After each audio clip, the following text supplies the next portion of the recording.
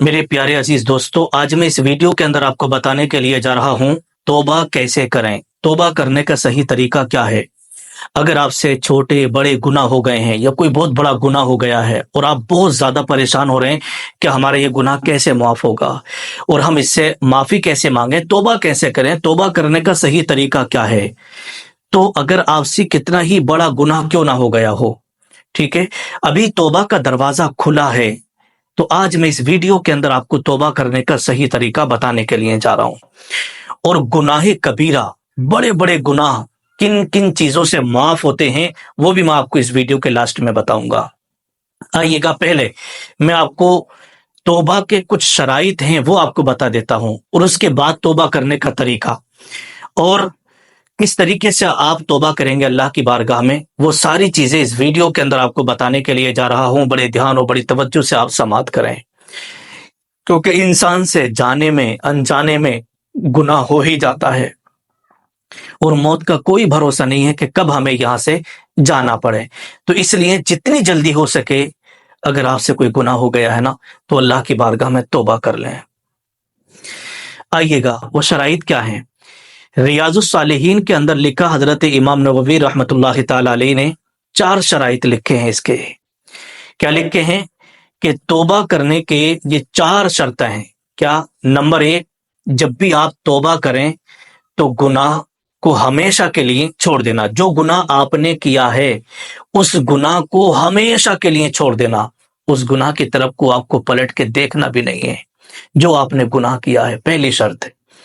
Number 2، دوسری شرط یہ ہے کہ جو گناہ آپ نے کیا ہے اس پر شرمندہ ہونا۔ اللہ کی بارگاہ میں جب آپ توبہ کریں نا، تو جو گناہ آپ سے ہو گیا ہے اس پر شرمندہ ہونا، اتنا شرمندہ ہونا کہ اللہ تبارک و تعالی آپ کے گناہ کو معاف فرما دے۔ گناہوں پر نادم ہونا، یہ دوسری شرط ہے۔ نمبر 3، تیسری شرط ہے دوبارہ نہ کرنے کا پختہ ارادہ کرنا۔ جو گناہ سے آپ توبہ کر رہے ہیں تو اپنے دل کے اندر یہ پختہ ارادہ کر لینا کہ آئندہ کبھی اپنی زندگی میں اس گناہ کو نہیں کروں گا، یہ تیسری شرط ہے۔ نمبر 4، چوتھی شرط یہ ہے، اگر آپ نے کسی انسان کا حق مارا یا حق لیا ہے، حق مار رکھا ہے، تو چوتھی شرط یہ ہے کہ اس کا حق واپس کیا جائے یا اس سے معافی مانگی جائے، ٹھیک ہے، اس سے یا تو معاف کرا لیا جائے یا اس کا حق واپس دیا جائے، ٹھیک ہے۔ تو یہ 4 شرطیں ہیں توبہ کرنے کی۔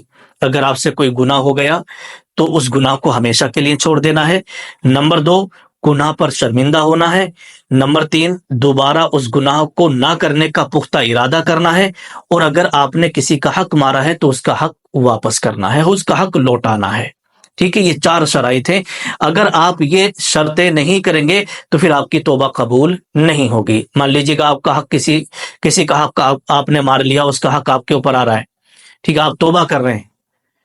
اسی طریقے سے آپ نے گناہ کی توبہ کی، پھر وہ اسی گناہ میں ملوث ہو گئے، بار بار وہی گناہ کر رہے ہیں، تو ایسے توبہ قبول نہیں ہوتی ہے۔ پختہ ارادہ کر لینا کہ ہم یہ گناہ کبھی زندگی میں نہیں کریں گے، ٹھیک ہے۔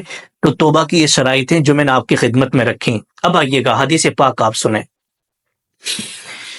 سنن ابن ماجہ کے اندر حدیث پاک ہے، اللہ کے نبی صلی اللہ تعالی علیہ وسلم نے ارشاد فرمایا کہ التائب من الذنب کمن لا ذنب لہ، اگر کوئی شخص اپنے گناہ سے اللہ کی بارگاہ میں توبہ کر لیتا نا، تو وہ گناہوں سے ایسے پاک ہو جاتا ہے جیسے اس نے کوئی گناہ کیا ہی نہیں ہے، اس نے کوئی گناہ کیا ہی نہیں ہے۔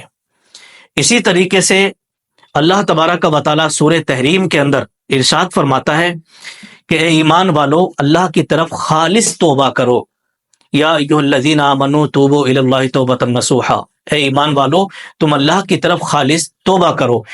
اور تفسیر ابن کثیر کے اندر لکھا کہ توبہ النصوح کا مطلب ہے دل سے خالص توبہ، نہ کہ صرف زبان سے، دل سے توبہ کرنا ہے، زبان سے دل سے توبہ کرنا ہے۔ آپ سے زبان سے توبہ کر رہے ہیں، یہ نہیں، دل کے ساتھ، خالص دل کے ساتھ آپ کو اللہ کی بارگاہ میں توبہ کرنا ہے۔ تو یہ آپ کو کرنا ہے، ٹھیک ہے۔ اب آئیے گا، توبہ کرنے کا طریقہ کیا ہے۔ आप बावुज़ू हो जाएं, 5 वक्त की आप नमाज पढ़ रहे हैं, ठीक है, नमाज आपको 5 वक्त की पढ़ना है और हमेशा जिंदगी की आखिरी सांस तक आपको नमाज नहीं छोड़ना है, ठीक है। अब नमाज आप पढ़ रहे हैं तो किसी भी नमाज में, जैसे मान लीजिए आप रात को ईशा की नमाज पढ़ने के लिए गए, सारे लोग नमाजी नमाज पढ़ के अपने घर आ गए, अब आपको अल्लाह की बारगाह में तौबा करना है अपने गुनाहों से, तो आप वहां मस्जिद में रुक जाएं या अपने घर पे जहां भी आप हैं वहीं अल्लाह की बारगाह में आप तौबा कर सकते हैं, ठीक है। वहां पर बैठ जाएं, वुजू करें, बावुजू अगर आप हैं तो अच्छी बात है, और आप 2 रकात सलातुत तौबा पढ़ें। कितनी? 2 रकात सलातुत तौबा पढ़ें। इस तरीके से नियत आपको करना है, नियत की मैंने 2 रकात नमाज सलातुत तौबा के वास्ते अल्लाह ताला के मुंह मेरा काबा शरीफ की तरफ, अल्लाहु अकबर। अगर आप इस तरीके से नहीं कह सकते, दिल में अगर आपने नियत कर ली कि मैं तौबा की नमाज पढ़ रहा हूँ 2 रकात, तो समझो आपकी नियत हो जाएगी। जिस तरीके से आप नफल नमाज पढ़ते हैं उसी तरीके से आपको ये पढ़ लेना है, और फिर ये नमाज पढ़ने के बाद अल्लाह की बारगाह में आपको तौबा करना है। या अल्लाह, मुझसे ये गुनाह हो गए हैं, परवरदिगार मैं बहुत ज्यादा शर्मिंदा हूँ, या अल्लाह तो मेरे गुनाहों को माफ फरमा दे, या अल्लाह मैं तौबा करता हूँ तेरी पाक बारगाह में, मेरी तौबा को कबूल फरमा ले।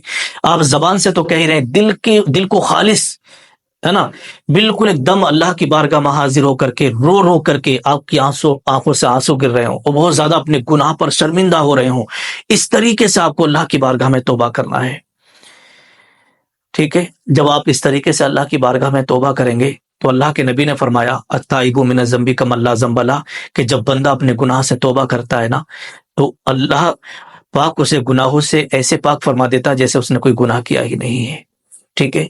अब आइएगा, आप नमाज पढ़ के भी अल्लाह की बारगाह में तौबा कर सकते हैं, और अगर आपने नमाज नहीं पढ़ी फिर भी आप तौबा कर सकते हैं, कहीं भी पाकी की हालत में है। या मान लीजिएगा, पहली बात यहाँ पर एक चीज मैं आपको बता दूं, बहुत सारे लोग ऐसे होते हैं, बहुत सारी हमारी इस्लामी बहनें वो होती हैं कि उनसे कोई गुनाह हो जाता है और वो पीरियड की हालत में है, नापाकी की हालत में, तो अपने अगर गुनाह से तौबा करना चाहती हैं तो इस हालत में भी वो तौबा कर सकती है, नापाकी की हालत में भी अल्लाह की बारगाह में तौबा कर सकती है, क्योंकि मौत का कोई भरोसा नहीं है कि हमें मौत कब आ जाए। तो इसलिए हमें जितनी जल्दी हो सके अल्लाह की बारगाह में हम अपने गुनाहों से तौबा कर लें, माफी मांग लें, ठीक है। अब आइएगा, गुनाह जो है इन 3 चीजों से माफ होते हैं। अब वो कौन कौन सी हैं? नंबर 1, तौबा करने से, तौबा करने से गुनाह माफ होते हैं। कौन से? कबीरा गुनाह, जो बड़े बड़े गुनाह हो जाते हैं ना, अगर आप तौबा कर लें तो अल्लाह पाक उन्हें माफ फरमा देता है।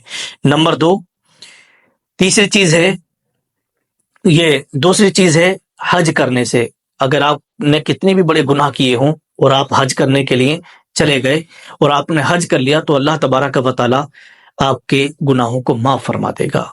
तो हज करने से गुनाह कबीरा माफ होते हैं। नंबर 3, ईमान लाने से।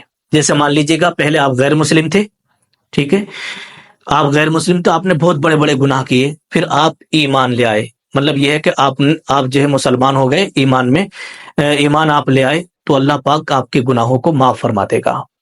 तो इन 3 चीजों से अल्लाह पाक गुनाहों को माफ फरमा देता है, तौबा करने से, हज करने से और ईमान लाने से, ये ही चीज है।